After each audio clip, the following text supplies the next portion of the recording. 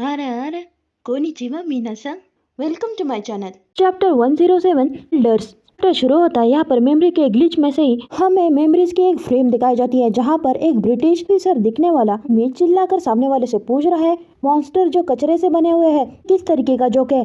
ये मेमोरी देखकर मोमो एक तरह से स्टन रह जाती है और उसके सामने आए कुरो को 50 साल 100 साल नहीं इससे भी ज्यादा, तुम कितने सालों से जिंदा हो। कुरो उसके पास धीरे धीरे चलते आते हुए मोमो से कहता है तुम्हें मुझे टच करने से पहले अपने आप को तैयार कर लेना चाहिए था। मोमो रुकेन यहाँ मोमो को समझ में भी नहीं आता कि वो क्या रिएक्ट करे। कुरो को पास आता देख उसे आगे पूछती है तुम यहाँ पर कैसे आ सकते हो। मोमो अपने दिमाग में ही सोचने लग जाती है मेरी एबिलिटीज ये है मैं लोगों के मेमोरीज को सुन सकती हूँ और उनके इस मेमोरी की दुनिया में अपने आप को इस तरह से इमर्ज कर सकती हूँ, पर मेरे पास मेमोरीज को अल्टर करने की कोई पावर नहीं है। तो इसका मतलब यह है उन लोगों के पास भी मुझसे इन मेमोरीज में इंटरैक्ट करने की कोई पावर नहीं होगी। तो ये कैसे हो सकता है। कुरो किसी घोष की तरह ही मोमो के सामने आ जाता है। वो अपना कदम आगे रखता है और मोमो से कहने लग जाता है उप्स मेरी ये समझ में आ जाना चाहिए था कि मेरी मेमोरीज के अंदर मैं तुमसे बात कर रहा हूँ, बात तुम्हें काफी कंफ्यूज कर देगी। कुरो यहाँ पर मोमो के आंखों में अपनी 2 उंगलियां घुसाता है। मोमो अपने आंखें बचाते हुए नीचे गिर जाती है और कुरो अपने 2 उंगलियों को बाजू हिलाते हुए हाथ की तरफ देखते हुए कहता है ये एबिलिटी सुनना है तो हो सकता है इस एबिलिटी को कुछ ज्यादा पर्पज नहीं है। मोमो के साथ अब तक जो हो रहा है ये देखकर वो काफी कंफ्यूज हो चुकी थी। उसे समझ में भी नहीं आ रहा था कि वो क्या रिएक्ट करे। वो एक तरह से डर गई थी। तो यहाँ आगे कहता है यह एयर आई पॉग भी इस पर इफेक्ट कर रहा है। तो अब दूसरी तरफ जाते हुए मोमो से कहने लग जाता है तुम सही हो, तुमसे इस मेमोरी में डायरेक्टली इंटरेक्ट नहीं कर रहा हूँ।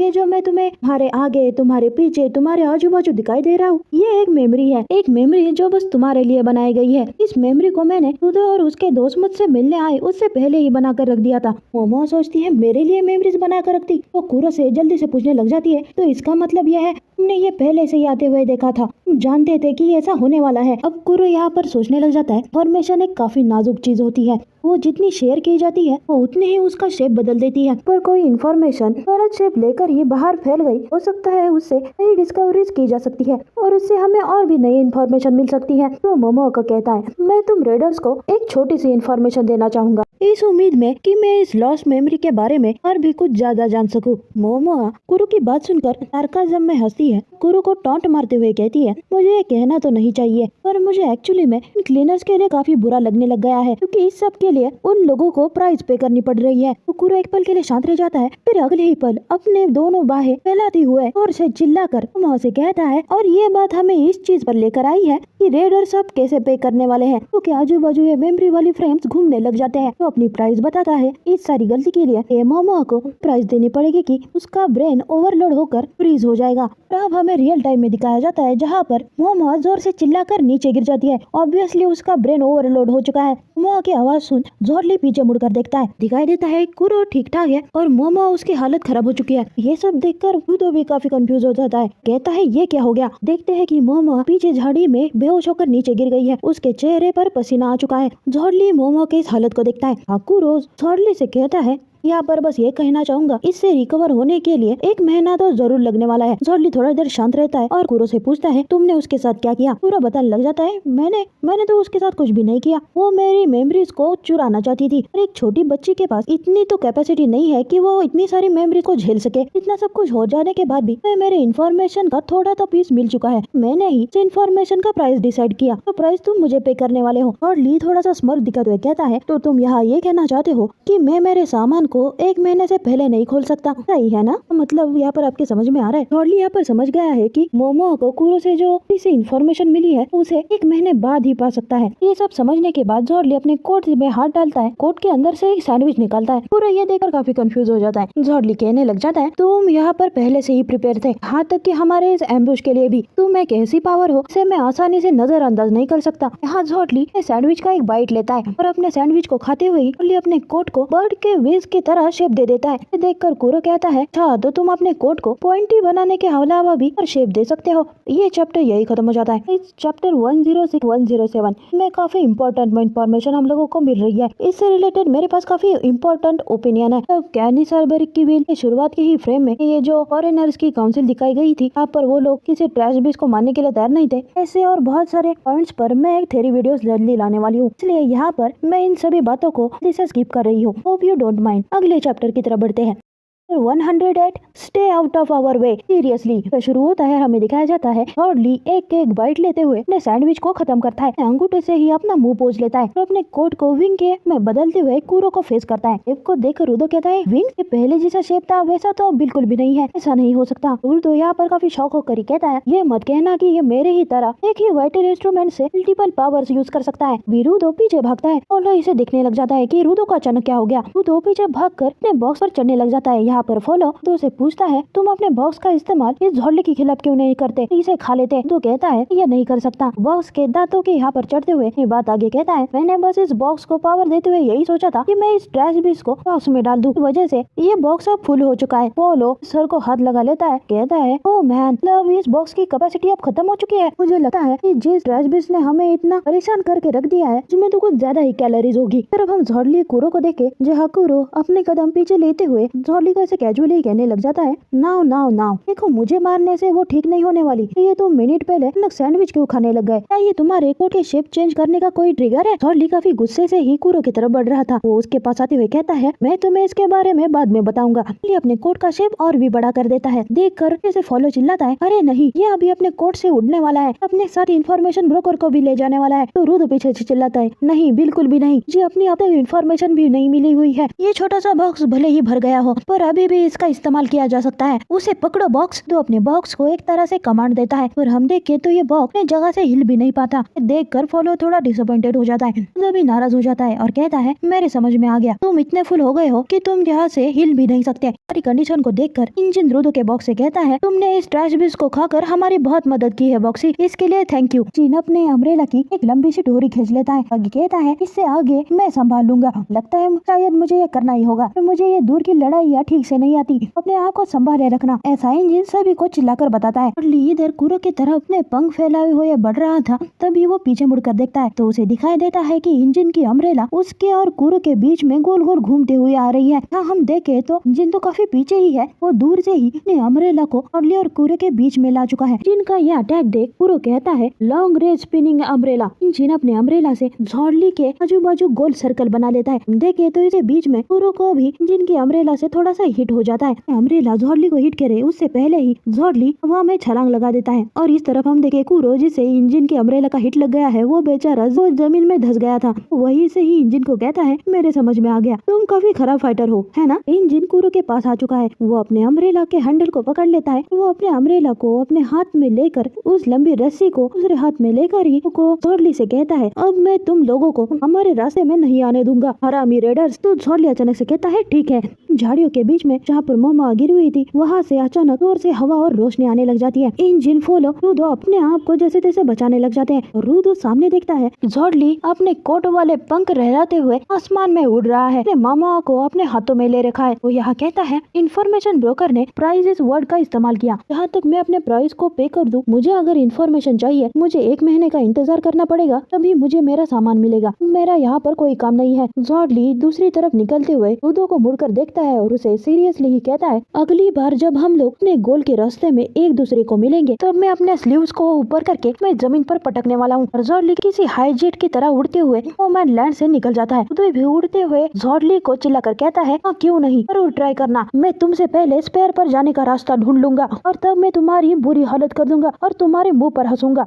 मैं इस सब को एक फ्लैग की तरह मानने वाला हूँ। रुदो झोली से काफी गुस्सा था, चाहे जो भी हो जाए, तो झोली को छोड़ने नहीं वाला। हमें कुछ देर बाद का सीन दिखाया जाता है। यहाँ पर ये सारा जंगल काफी शांत था। अब हमें दिखाया जाता है इंजन को, जो कि जाते हुए झोली की तरफ देखते हुए सभी लोगों से कहने लग जाता है, मुझे लगा था लोग हमें और भी ज्यादा परेशान करेंगे। तो उन लोगों ने हार मान ली और यहाँ से भाग गए। कुकुरो यहाँ पर अपनी कमर टेढ़ी करते हुए बात रखता है, वो लोग बस मुझे इंश्योरेंस के तौर पर ले जाना चाहते थे। मुझे लगता है कि उसने मोमो के सेफ्टी पर पहले ध्यान दिया, अपना नुकसान होने से बचा लिया। काफी लॉजिकल चॉइस है। तो रुदो क्यूरियसली ही कुकुरो से पूछता है, ये जो प्राइस है जो कि वो अपना सामान 1 महीने तक नहीं खोल सकता, ये तो काफी वेगस बात है। मैं सरप्राइज हूँ कि झोली ने इसे खरीद भी लिया। इंजन कहता है, तुम इतना भरोसा इन्फॉर्मेशन ब्रोकर कुरो के प्राइस इस वर्ड पर कर सकते हो। अगर उसने प्राइस ये शब्द कहा है का मतलब तो उसकी इन्फॉर्मेशन 100% सच होती है, वरना वो अपनी इन्फॉर्मेशन ब्रोकर होने की क्रेडिबिलिटी खो देगा। ये बात सुन रुदो कहता है तो ये सब इन लोगों को पता था, फिर भी उन लोगों ने बीच में आकर चीटिंग करने की कोशिश की।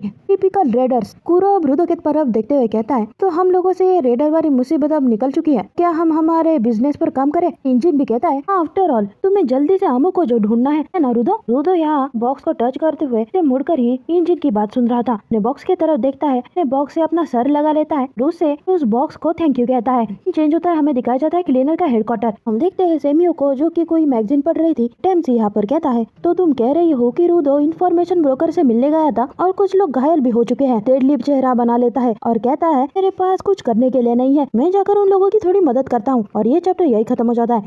109 अमूर वेयर अबाउट। शुरुआत के ही पैनल में हमें नए सपोर्टर्स को दिखाया जाता है। चैप्टर शुरू हो जाता है, हमें दिखाया जाता है एक टाउन को। टाउन के बारे में हमें बताया जाता है आउटवर्ड कैरपी में 2 दिनों बाद। अब हम देखते हैं कि पूरे टाउन में एक रिपोर्टर न्यूज ब्रॉडकास्ट कर रहा है। उसका नाम है म्योमा, जो कि अपने फंकी तरीके से ही सभी तरफ से चिल्लाकर का अटेंशन की तरफ लेते हुए न्यूज बताता है डॉल कॉन्टेस्ट होने वाली है। सीन चेंज होता है, हमें दिखाया जाता है यू को, क्योंकि इंजर्ड थी, उस पर इलाज चल रहा था। इसी न्यूज ब्रॉडकास्ट को देखते हुए कहती है मुझे ये आदमी बिल्कुल भी पसंद नहीं। हर कोई इसे देखता है क्योंकि ये किसी और के मुकाबले फास्ट न्यूज लाता है। तभी वो दूसरी तरफ देखती है कि बगल में 2 सपोर्टर्स बैठी थी। Damn she is hot. सच बताओ, इसे देखकर तुम्हें सुनादे की याद आ गई ना? रियो इन दोनों सपोर्टर से पूछती है क्या तुम लोग मुझे तुम्हारा नाम फिर से बताओगी? सपोर्टर कहने लग जाती है लोग साउथ ब्रांच के सपोर्टर है, मैं मिलड्रेटा हूँ। और मिलड्रेटा के पीछे की सपोर्टर रियो को कहती है और मैं मेरी एज हूँ। मैं होश में आता देख लोगों को बहुत अच्छा लग रहा है। रियो स्वीटी। रियो आके कहती है मैं पहले कभी साउथ ब्रांच में नहीं आई थी, मदद करने के लिए आपका बहुत शुक्रिया। मिलड्रेटा यहाँ पर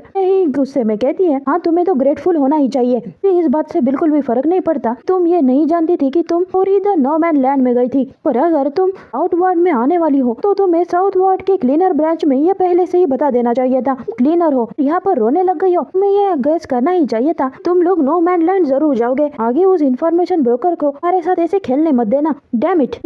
समझाते हुए ऐसे कहने लग जाती है अरे चलो रहने भी दो, वो अभी ठीक है ना, ये काफी है।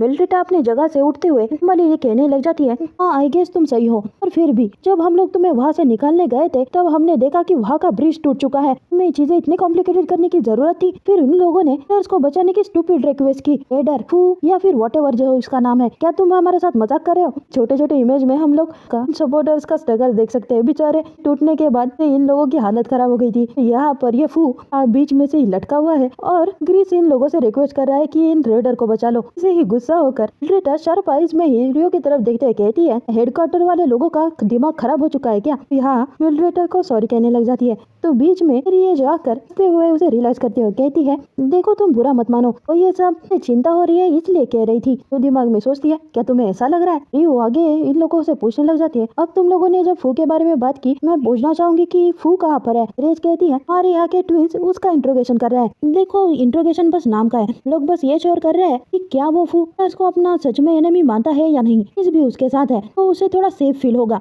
भी इस बारे में सोचती है और कहती है हाँ उसे फील होगा। यहाँ पर देखते हैं कि फू की बेचारे की इंट्रोगेशन चल रही है। डर के हमारे कुछ भी नहीं कहता, उसके बेचारे के बिहाफ में इस सामने वाले से बातें कर रहा है। अब रियो आगे कहती है वेल इस सब ट्रबल के लिए मुझे माफ कर देना, हम लोग यहाँ से जल्दी जरूर निकल जाएंगे। मिलड्रेड रियो पर फिर से गुस्सा करते हुए कहती है मैं माफ कर दूं तब तुम पूरी तरह से ठीक ठाक नहीं हो जाती, तुम यहाँ से कहीं पर नहीं जाने वाली। क्योंकि ये बातें चल रही थी तभी इनके रूम में आ जाता है कुरो। इन सारी कंडीशन को देखकर कहता है ओह माय तुम होश में आ गई, कितनी बढ़िया बात है। कुरो को यहाँ आता देख रियो कहती है ये तो सरप्राइजिंग बात है, तुम यहाँ पर कैसे? तो कुरो रियो के सामने आते हुए उसके सामने बैठ जाता है। उसे कहता है तो तुम्हें लगा मैं रुदो को उसकी इन्फॉर्मेशन दे दूंगा, गायब हो जाऊंगा? रियो हाँ कहती है तो रुदो कहता है हाँ नॉर्मली मैं कुछ ऐसा ही करता हूँ, रुदो मुझे जाने नहीं दे रहा, उसने कहा कि मुझे तुमसे माफी मांगनी होगी। रियो कंफ्यूज होकर पूछती है रुदो ने? आगे कहने लग जाता है मैं समझ सकता हूँ, वो इस टाइप का बंदा है, उसे गुस्सा आए तो वो सीधे उसे मारने लग जाता है। फिर इस बार उसने मुझे कहा कि मैं तुमसे माफी मांग लूँ तो वो मुझे पंच नहीं करेगा। सच में ये बॉयज कितने इंटरेस्टिंग होते हैं,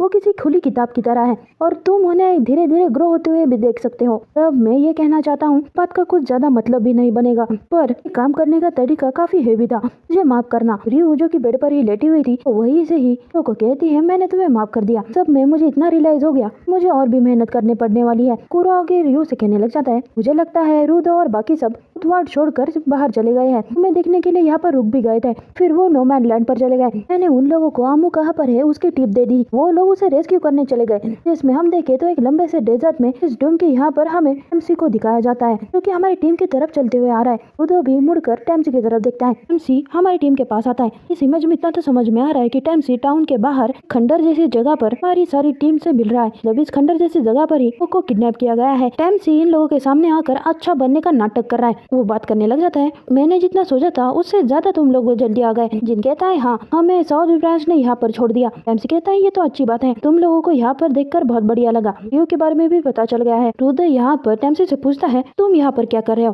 तो टेम्सी कहने लग जाता है मैं रियो की जगह पर तुम लोगों की मदद करने आया हूँ, और वैसे भी मुझे लगता है जाने पहचाने चेहरे देखकर दामू को थोड़ा अच्छा लगने लग जाए। हम देखे तो टेम्सी ने अपने हाथ में एक बैग ले रखी है। क्या वापस केक रखा है उसमें? अब इंजन पर सबसे कहने लग जाता है देखो ये क्लियर है, प्रैक्टिकली टाउन के बगल में है जहाँ हम शॉपिंग करने चले गए थे। जब मैंने उसके वॉचमैन सीरीज वाले शूज निकाल लिए थे वो पूरी तरह से पागल हो गई थी। तो शक हो रहा है वो अपने बिना शूज के इतने दूर इस डेजर्ट के यहाँ पर कैसे आ सकती है। वो सीरियसली इंजन से कहने लग जाता है इंजन तुम्हें याद है कुरो ने हमें ये कहा था इस जगह पर अमू को रखा गया है। जिन कहता है क्या सच में? तो चलो ठीक है। तो जब हम लोग उसे उस टावर से लेकर वापस आ रहे थे उसी दिन से किडनैप हो चुकी है, और यहाँ टेम्सी किसी इम्पोस्टर की तरह इन लोगों में घुल गया था। वो अपना आप को अच्छा दिखाने के लिए इन लोगों से कहता है देखो मैं पहले अंदर जाता हूँ, जिस इंसान ने उसे किडनैप किया है अगर वो अंदर होगा तो, और मैं श्योर हूँ तुम लोग अभी भी नोमैन लैंड से आए हो तो तुम लोग थक चुके होगे। तो रूदो कहता है नहीं मैं पहले जाऊंगा, अगर ये किडनैपर कोई इंसान है मैं उसे पंच करने वाला हूँ। किसी का भी सीरियसली ही रूदो की तरफ देखता है, जैसे वो रूदो के हर एक मोमेंट को ऑब्जर्व कर रहा था।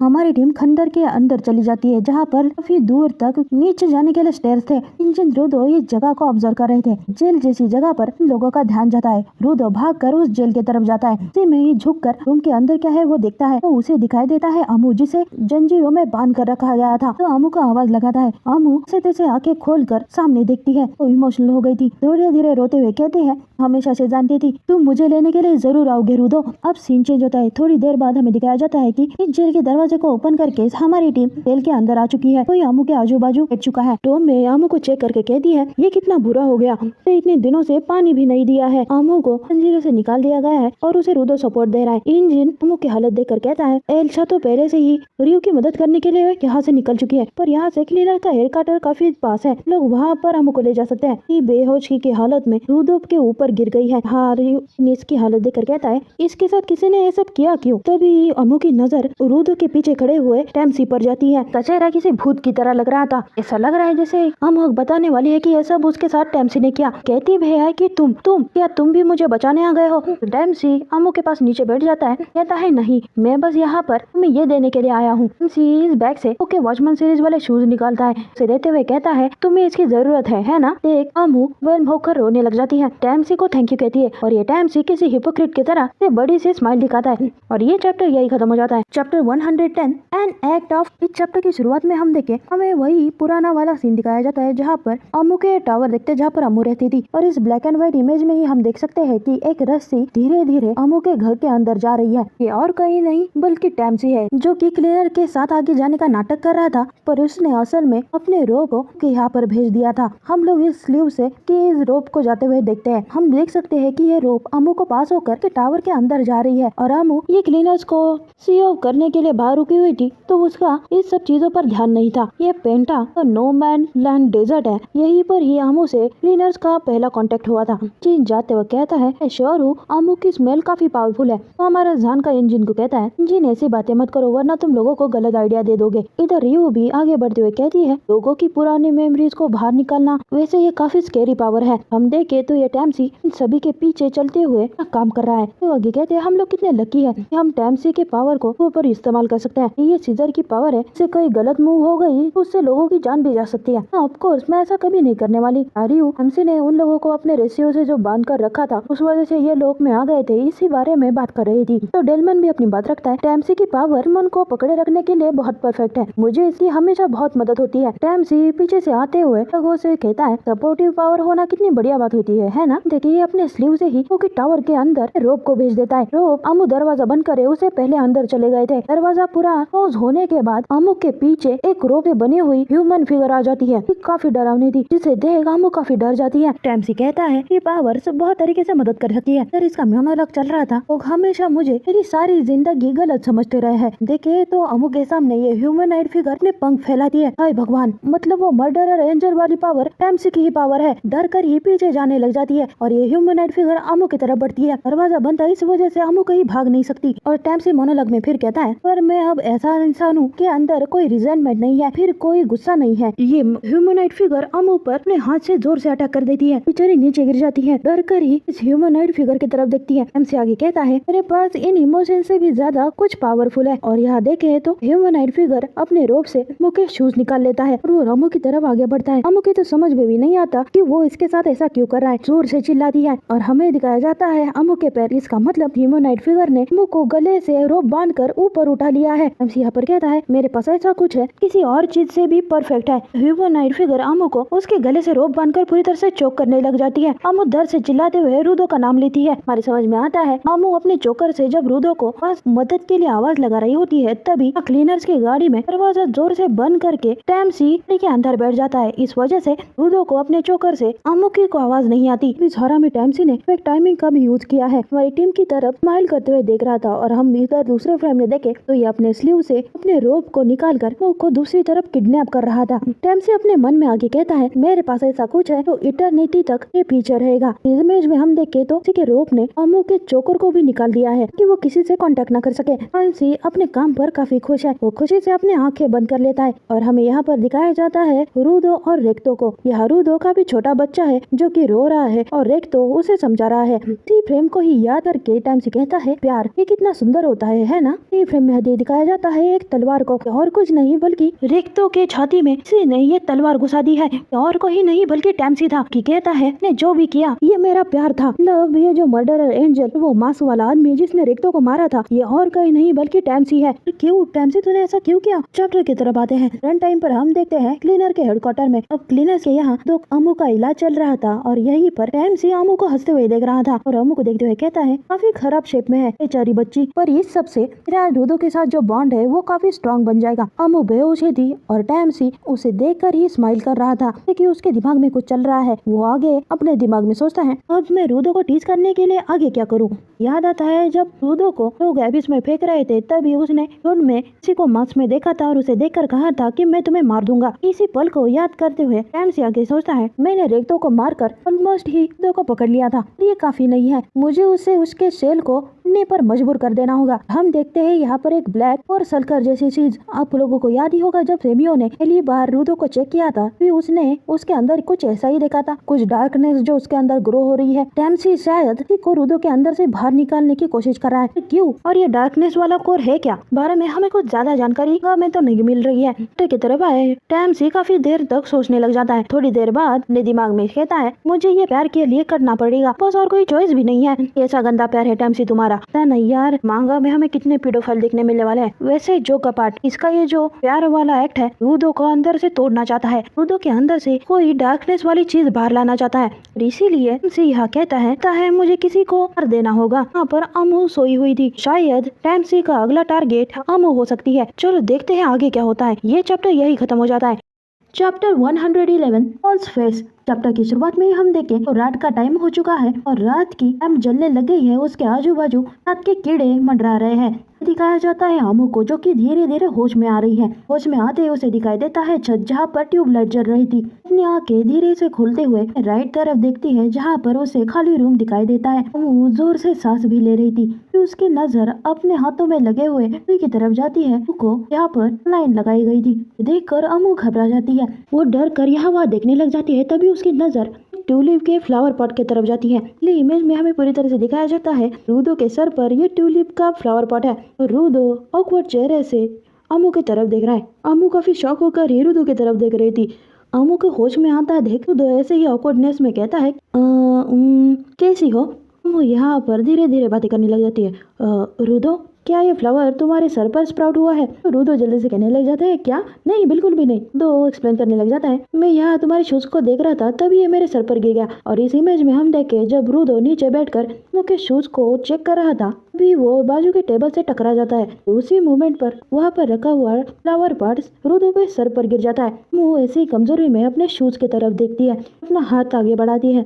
ये मोमेंट देखकर रूदो समझ जाता है। वो उसके शूज उठाकर अम्मू के हाथ में दे देता है। अम्मू को अपने शूज को टच करके काफी रिलीफ लगता है, थोड़ी इमोशनल हो जाती है। रूदो अम्मू से कहने लग जाता है, मैं खुश हो गई तुम होश में आ गई। तो जानती हो ना, जब हम लोग वहाँ डेजर्ट में मिले थे तब हमारे बीच में बहुत सारी चीजें हुई थी। तो यहाँ पर अम्मू और के पास्ट वाली मेमोरी को याद करता है जहाँ पर उसने अम्मू को मारा था और फिर बाद में उसे सॉरी कह के उसके तरफ दोस्ती के लिए हाथ बढ़ाया था। ये वाली मेमोरीज और इन्हीं मेमोरीज को याद करके वो आगे कहने लग जाता है, यही सारी बातें हैं, इस वजह से मैं सच में खुश हूँ कि तुम जिंदा हो। ये बात सुन अम्मू सीरियसली रूदो की तरफ देखती है। रूदो से कहने लग जाती है, क्या तुम जानते हो, मुझे ऐसा फील हो रहा है कि जो चाहिए वो पाने के लिए मैंने बहुत सारे लोगों को हर्ट कर दिया। जब तुम किसी को हर्ट करते हो ना, तुम्हें उसकी जरूर पनिशमेंट मिलती है। मैं तुमसे मिली रूदो, भी मुझे ये बात सीखने को मिली। तो फिलहाल इस पार्ट को अपनी पनिशमेंट ही मानती हूँ, पर आगे ये नहीं झेल सकती। मैं इस सभी से वापस जाना नहीं चाहती। मैं इस डर और डिसअपियर से वापस गुजरना नहीं चाहती हूँ के बारे में किसी को भी नहीं पता। वो यहाँ पर रोने लग जाती है। उसे याद आता है कैसे उसे जंजीरों में बांध कर रखा था। वो बस रात रो रही थी। को रोता देख रूदो स्टन रह जाता है। अम्मू अपना हाथ रूदो के हाथ पर रखती है। रूदो से कहती है, और यही वजह है जब तुम मुझे लेने के लिए वहाँ पर आए थे तब मैं बहुत खुश हो गई थी। Thank you रूदो। अम्मू फूट कर रोने लग जाती है। देख कर रूदो भी एक तरह से इमोशनल हो जाता है। अम्मू के हाथ पर अपना दूसरा हाथ रखता है। उसका हाथ पकड़े रहकर काफी देर तक वही बैठे रहता है। और इसी मोमेंट पर एक टैम्सी हरामी यहाँ पर आ जाता है। चिंता करने का नाटक करते हुए अम्मू की तरफ झुकते हुए कहता है, दुनिया में ऐसा है ही कौन जो ये सब तुम्हारे साथ करे। टैम्सी को अचानक सामने देखकर रूदो थोड़ा सरप्राइज हो जाता है। अम्मू टैम्सी को देखकर उसकी आंखें ब्लैंक हो जाती है, पर रूदो का अम्मू के तरफ ध्यान नहीं जाता और टैम्सी को यहाँ पर ऐसे अचानक देखकर चिल्लाकर पूछने लग जाता है, वो टैम्सी तुम यहाँ पर कब आए? टैम्सी एक तरह से टीज करते हुए वो कहता है, तुम दोनों एक दूसरे में इतने लगे पड़े थे, तुम दोनों ने मुझे आते हुए नोटिस नहीं किया। इंटरेस्टिंग, तुम तो रस्कल निकले रूदो। तो जिलाकर कहता है, नहीं बिल्कुल भी नहीं। टैम्सी अपना नाटक आगे कंटिन्यू करते हुए अम्मू के बेड के सामने झुक जाता है और उसे कहता है, अम्मू डियर, उस भयानक सी जगह पर तुम्हें किसने लॉक कर दिया था? अगर हमारे पास उसके कोई नए पहचाने फीचर्स हो तो हम लोग हेड गार्ड को आदमी को ढूंढने के लिए पूछ सकते हैं। अम्मू सोचती है जाने पहचाने फीचर्स, उसे याद आता है ब्लैक फिगर जिसके लंबे बाल है। तरह से ये टैम्सी की नेगेटिव फिगर ही उनके दिमाग में आती है। यहाँ पर हम देखे तो अम्मू की आंखें एक तरह से ब्लैंक हो जाती है। कहती है, इंसान जिसने मुझे लॉकअप में रखा था वो उसके लंबे बाल थे, कोई औरत। कि ये बात सुनकर रूदो और टैम्सी काफी देर इंतजार करते हैं और रूदो कहता है, बस इतना सही। तो अम्मू ब्लैंक आंखों से ही देखते हुए तो कहती है, मैं इससे आगे याद नहीं कर सकती हूँ। मुझे याद है कि ये सब मेरे साथ कैसे हुआ, ये सब मेरे साथ किसने किया, वही पार्ट ब्लर लग रहा है। तो टैम्सी इधर लंबी स्माइल दिखाते कहता है, हाँ ये बात काफी सेंस बनाती है। रूदो उनसे शॉक होकर पूछता है, क्या? टैम्सी कहने लग जाता है, बेचारी अम्मू, पता चला कि अम्मू को जिसने पकड़ कर रखा था उसने उसे पानी तक पीने नहीं दिया। तो ये काफी नेचुरल बात है। तो अम्मू की मेमोरीज इस बारे में काफी कमजोर हो सकती हैं, पर मैं श्योर हूँ जब अम्मू ठीक हो जाएगी और उसके पास अच्छी खासी स्ट्रेंथ आ जाएगी तो उसे जरूर याद आएगा। ओके? तो रूदो भी काफी सीरियसली टैम्सी की तरफ उसकी सारी बातें सुन रहा था। सीन चेंज होता है, हमें दिखाया जाता है किसी के दिमाग में क्या चल रहा है, क्योंकि जिसकी इस इमेज में हम दिखाया जाता है टैम्सी ने पार्ट में अम्मू के साथ क्या किया। हमें दिखाया देता है एक बुक जिस पर वॉचमैन सीरीज का लोगो है। इस बुक के पावर का इस्तेमाल टैम्सी अम्मू पर कर रहा है और इसी पार्ट को याद करके टैम्सी खुद से हंसते हुए ही मन में गुनगुनाता है, कोर्स वॉचमैन सीरीज मदद करने में काफी आसान होती है। और आप लोगों को ये बुक याद आ रहा है, पिछले वाले काफी वीडियोस में भी आपको बताया था, वही बुक है जो कि पहले चैप्टर में हमने रेक्तो के साथ देखा था। और इसी बुक को लेकर वो मास्क वाला आदमी यानी कि टैम्सी रेक्तो को मारकर ये घर से भागा था, रूदो से टकराया था। मैंने कहा था रेक्तो जो बुक लिख रहा है वो कोई आम बुक नहीं है, ये वॉचमैन सीरीज का ही एक पार्ट है। उसी की ही पावर से मुंह के मेमोरीज को मिटाया गया है। डैम यार, कैनिस सर्बरिक कितना पावरफुल आदमी था। की तरफ आए टैम्सी आगे अपने मन में सोचने लग जाता है,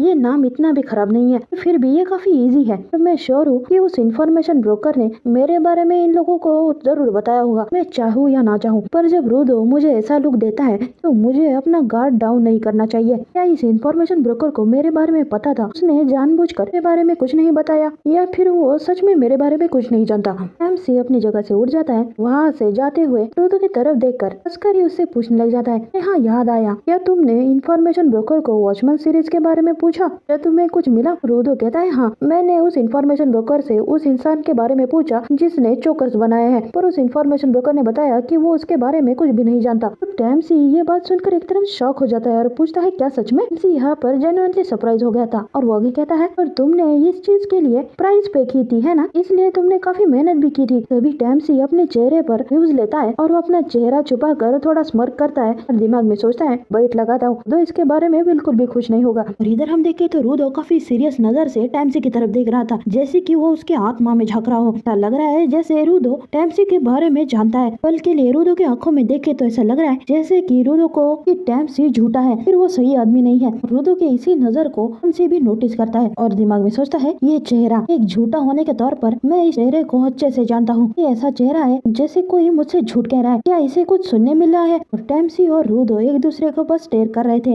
ये चैप्टर यही खत्म हो जाता है। आप लोगों को ये वीडियो पसंद आ गई है तो प्लीज लाइक कर दीजिए कि ये बहुत एक्साइटिंग मांगा है। मजा अकेले मत लीजिए, ये दोस्तों के साथ भी शेयर कीजिए। नए चैप्टर के अपडेट्स के लिए प्लीज सब्सक्राइब कर दीजिए। ज्यादा थोड़ी ना कुछ कह रही हूँ, छोटा सा सब्सक्राइब प्लीज कर देना जरूर। हाँ, मैं मिलती हूँ आपको अगली वीडियो में, तब तक सायोनारा, बाय बाय।